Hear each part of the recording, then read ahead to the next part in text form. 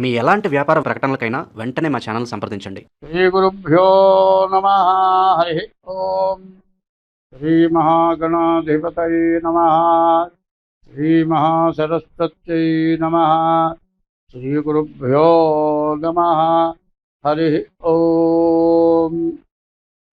అగజానన పద్మార్కము గజానన మహర్నిశం అనేకదం తం భక్తానాం ఏకదం తముపాస్మహే. వందే శంభుముమాపతిం సురగురుం వందే జగత్కారణం వందే పన్నగభూషణం మృగధరం వందే పశూనాం పతిం వందే సూర్యశశాంకవక్నినయనం వందే ముకుందప్రియం వందే భక్తజనాశ్రయం చ వరదం వందే శివం శంకరం. 2025 సంవత్సరం డిసెంబర్ నెల 6వ రాశి కన్యారాశి. ఈ కన్యారాశి ఎట్లా ఉన్నది అంటే, ఈ కన్యారాశికి కేతువు బాగున్నాడు, రవి బాగున్నాడు, శుక్రుడు బాగున్నాడు, శని మిగతా చెప్పాలంటే శుక్రుడు, రవి, కేతువు ఈ 3 గ్రహాలు తప్పితే ఈ కన్యారాశి కూడా ఏ గ్రహాలు లేవు. కన్యా మిథునయోర్ బుధ, బుధుడు అధిపతి, అటువంటి బుధుడు కూడా బాగాలేడు. చెప్పాలి అంటే సరిగ్గా వరుసకు వచ్చేప్పటికి మేషం దగ్గర నుంచి 6వ రాశి కన్యారాశి వరకు కూడా ఏమీ బాగాలేదు. ఈ కన్యారాశి పరిస్థితి కూడా చెప్పాలంటే చాలా కష్టంగా ఉంది. మరి రవి వల్ల ఎప్పుడు కూడా విద్య, ఉద్యోగం, విదేశీయానం ఇది బాగుంది. తర్వాత వివాహం కాని వాళ్ళకి వివాహం అవుతుంది. మరి సంతానం లేని వాళ్ళకి సంతానం కలుగుతారు, మంచి ఉద్యోగం వస్తుంది, విదేశాలకు వెళ్ళటానికి అవకాశం ఉంది. కానీ రావాల్సిన డబ్బులు మాత్రం ఖచ్చితంగా వస్తాయి. ఎప్పుడో ఎగ్గొడతారనుకున్న డబ్బులు కూడా మీకు ఖచ్చితంగా రావటానికి అవకాశం ఉంది. ఈ అవకాశాన్ని మీరు జార విడుచుకోకుండా ఉండాలి అనేటట్లయితే మీరు ముందుగా మీ డేట్ ఆఫ్ బర్త్ ద్వారా మీ జాతకం చూపించుకొని తీరాలి. అట్లా ఉంటేనే మీకు మంచిది.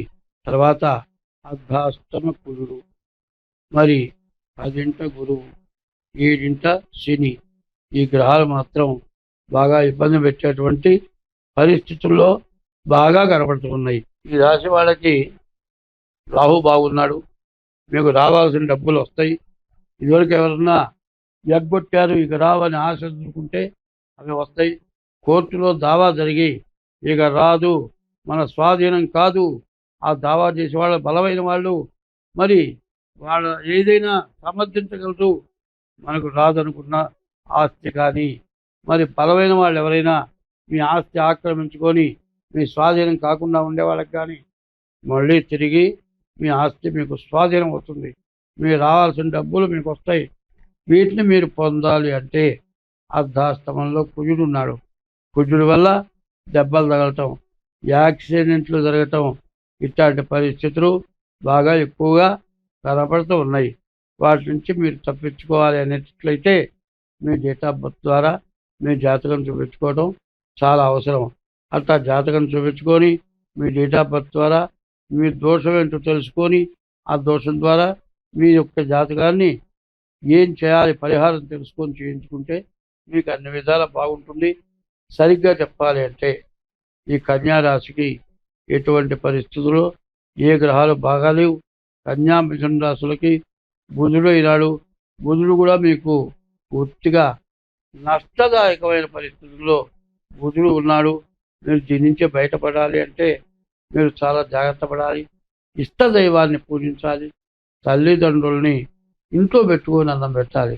ఏమండి, మా అమ్మకి నా భార్యకి పట్టలేదండి, మా అమ్మ నాన్నని తీసుకెళ్ళి వృద్ధాశ్రమంలో చేర్చాను, ఎంత కావాలంటే అంత ఇస్తున్నాను, చుట్టానికి మనుషులు పెట్టాను, మా అమ్మ నాన్నకి ఏం దిగులు లేదు, వాళ్ళు బాగానే ఉన్నారు అని నువ్వు తృప్తి పడతావు. కానీ అది కానే కాదు. వాళ్ళు ఏంటి ఎప్పుడు కూడా కొడుకు మీద, కోడల మీద, మనవళ్ళ మీద, మనవరాల మీద వాళ్ళ ప్రాణం ఎప్పుడూ కొట్టుకుంటూ ఉంటుంది. వీళ్ళు ఎప్పుడు వస్తారు, నా కొడుకు ఎప్పుడు వస్తాడు, నా మనవడు ఎప్పుడు వస్తాడు, ఎప్పుడు చూద్దాం అనుకుంటూ ఉంటారు. కానీ తినే అన్నం సరిగా తినరు, వాళ్ళు ఆరోగ్యంగా ఉండరు.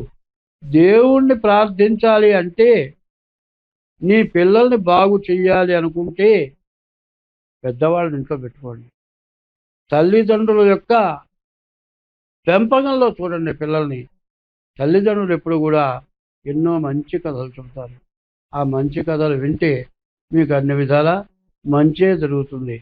ఇప్పుడు గుళ్ళల్లో స్కూల్కి పోతే ఏమిటయా, ఆ అంటే అమ్మ, ఆ అంటే ఆవు, ఈ అంటే ఈగ, ఇది కాదు.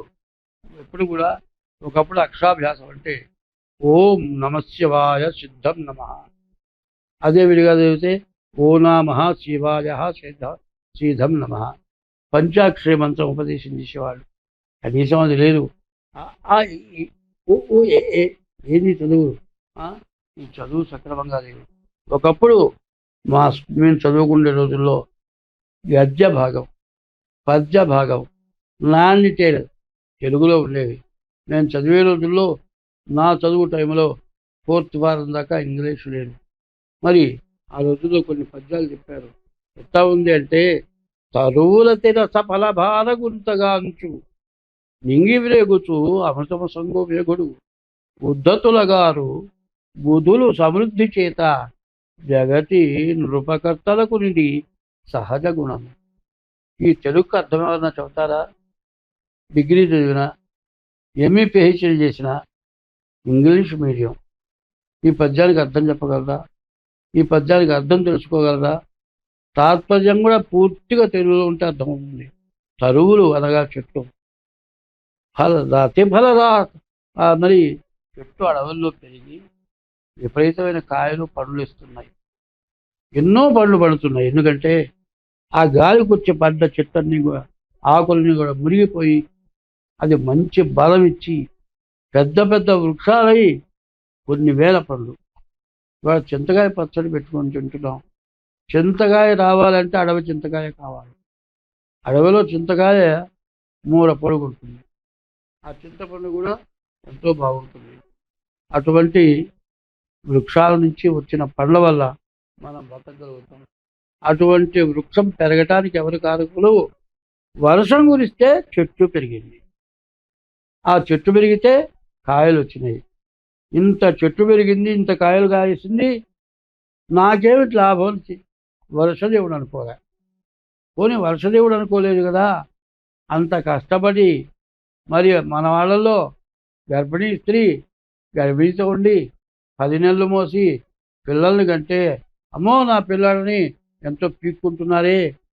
ఆ చెట్టు, ఆ తల్లి అన్ని పండ్లను ఇచ్చి నాకేమి లాభం? అందరు నా పిల్లల్ని తీసుకుపోతున్నారే, అందరూ తింటున్నారే, నా సంగతి ఏమిటని ఆ చెట్టు ఏమన్నా అనుకుందా? ఆ చెట్టు అనుకోలే. ముందు వర్షం వల్ల చెట్టు వచ్చింది, చెట్టు వల్ల కాయలు వచ్చింది. చెట్టు పెరగడానికి ఏమొచ్చింది? కింద భూదేవత. వాళ్ళు ఎక్కడ స్వార్థం గలవాడా? వర్షదేవుడు స్వార్థం గలవాడా? మరి చెట్టు స్వార్థం కలదా? భూదేవత స్వార్థం కలదా? ఇవి కాదు.